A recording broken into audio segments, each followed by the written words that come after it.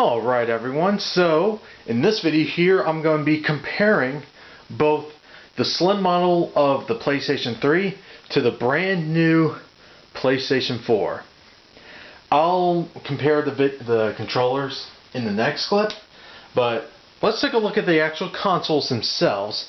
And I will say this, the PS4 is actually smaller. If you put them side to side, you'll notice that even though the slant design, they're almost about the same. If you do actually line it up, it actually does stick out slightly more, maybe a quarter of an inch at most. But for the most part, they're about the same size. The PS3 is actually wider, so give or take. One thing is that they're mimicking the original model. They're not actual buttons, they're actually like touch sensitive things here, whereas they got rid of that with the Slim model. But they still hold true with the whole 2 USB ports in the front, nothing in the back.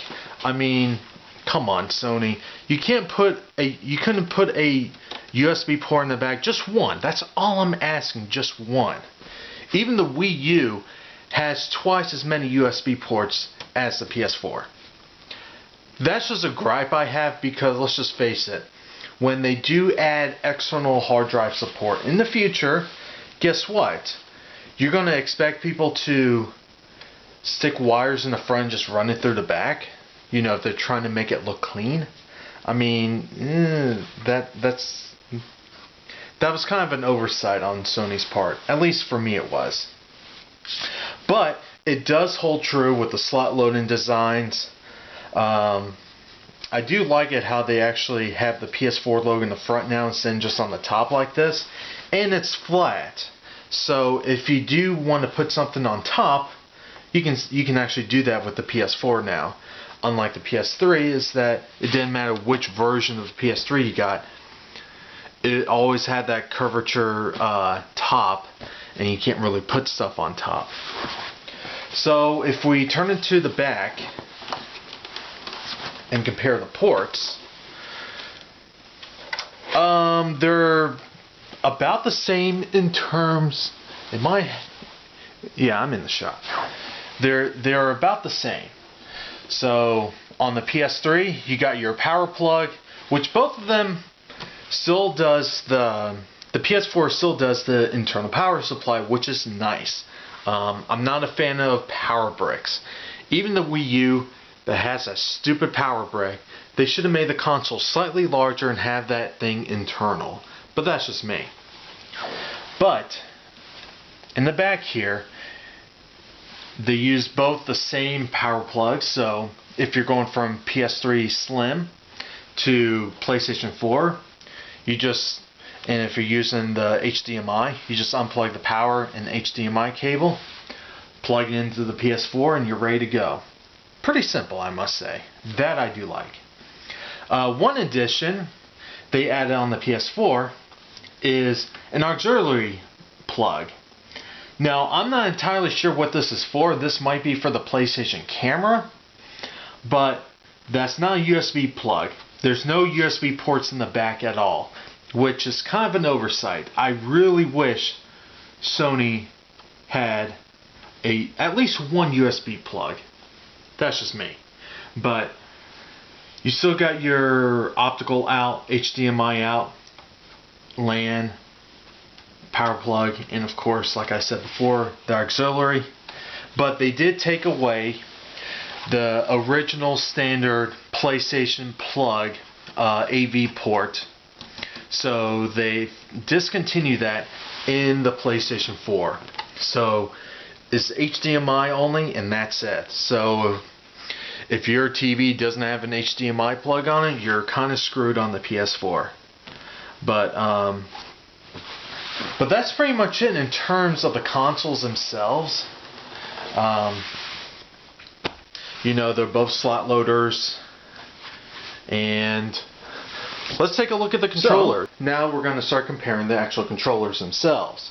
So obviously this is the Dualshock 3, and I do have this little charging adapter for that Sony PS3 charger. But anyway, so here is a comparison between the Dualshock 3 and Dualshock 4 controllers. For the most part, they're similar, but they're also different. Obviously, they're both wireless, but I do have to say this, is that the Dualshock 4 controller is much more comfortable than the Dualshock 3. I never liked the PlayStation controllers. It was never ergonomic for me, and this part here always felt too small for me. And I have fairly large hands, but holding this controller was never comfortable for me. Even I found the Xbox 360 controller to be kind of on the small size, but it felt more comfortable.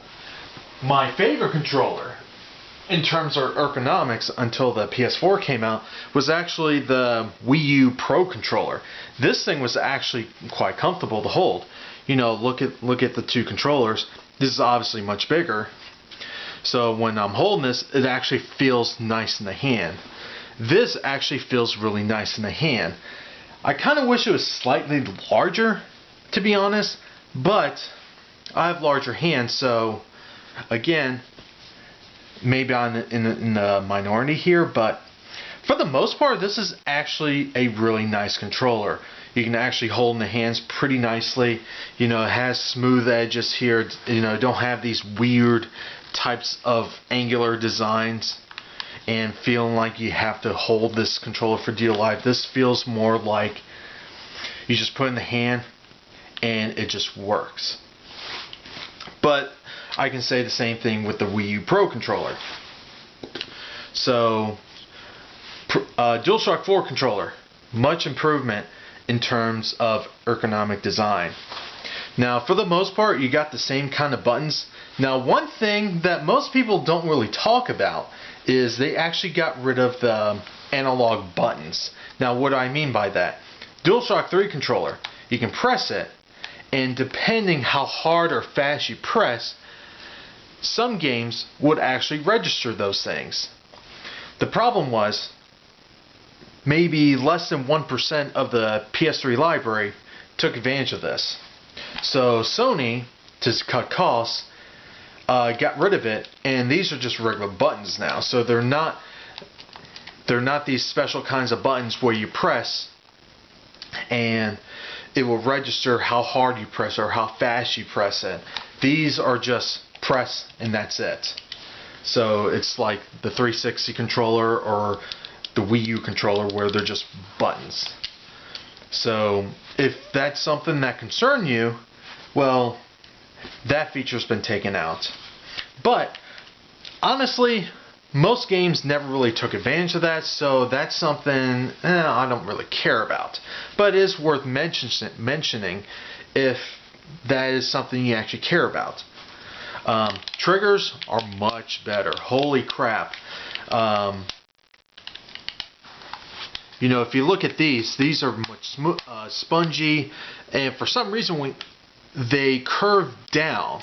So when you press, it was very easy for me to lose grip on these triggers. They're not very good triggers. These are much better, and they actually curve out this time, so when you do press it, they're more in line with Microsoft controllers, and they just feel more sturdy. This always felt cheap to me. This actually feels much nicer now. And one thing I will say, these are not rubberized at all. It's all plastic, but they do actually feel nice. So if I've always thought that these were more rubberized here, but they're not. They're just hard plastic, just different textures. Of course, you got your option and share button. Some people are concerned that they're too recessed, but honestly, I can understand why they designed it this way, because the last thing you need is to accidentally press the option button to pause the game or whatever, and then it's like, what the hell? So honestly, I don't mind this. But the triggers, vastly improved. They're actually very nice triggers. D-pad actually feels nice. They actually feel much better. But I will say this, I've always liked the way Nintendo does their D-pads. And I think the Xbox One is actually closer in line with Nintendo's D-pad. But this is actually a really nice D-pad nonetheless. I'm not knocking the D-pad on the DualShock 4 controller at all, but I've always preferred this style D-pad, where it's like one piece over this spacing thing. I was actually kind of surprised that Sony never brought over the PlayStation Vita D-pad, because I actually prefer that D-pad out of any D-pad that Sony has made. I mean, the D-pad on the Vita is that good, and it's kind of a shame they didn't brought that over, but but nonetheless, this is still a nice D-pad. And this touchpad thing here, now of course you got your PlayStation button, you got your speaker here, and of course your audio plug. But the touchpad does press in. It's one button here, so it's not like press on either side. You just press it. I don't know what games will really take advantage of this, but you know, it all comes down to the games and if they utilize it or not. But the other addition they add to the DualShock 4 is this light bar integration for the Move, and this will really only take advantage if you have the camera for the PS4, which I believe they designed the PS4 closer in line with Microsoft with the Xbox One, is that they're originally going to bundle it, because it was evident that, you know, why else would they integrate the Move in the controller? But they didn't, and now if you never use the camera, well, you got a fancy flashlight here. One gripe I do have is they use a micro USB port on here. This uses a mini USB port. This is a micro, and these things are actually on the fragile side of things. This is not a very reliable plug on here. Even I've had phones in the past where they used the micro USB, and I've actually broke them because they're that fragile. That's why when I got the Nexus 4, I got the Nexus 4 Orb charger, because I don't like using these plugs because they're just too fragile for me. So that is a little concerning for me, is how easily will this thing break, because the mini USB never really had a problem with them. Hell, Nintendo uses mini USB because they're just reliable plugs. But we'll have to wait and see of how reliable these things are. But overall, I do like this controller.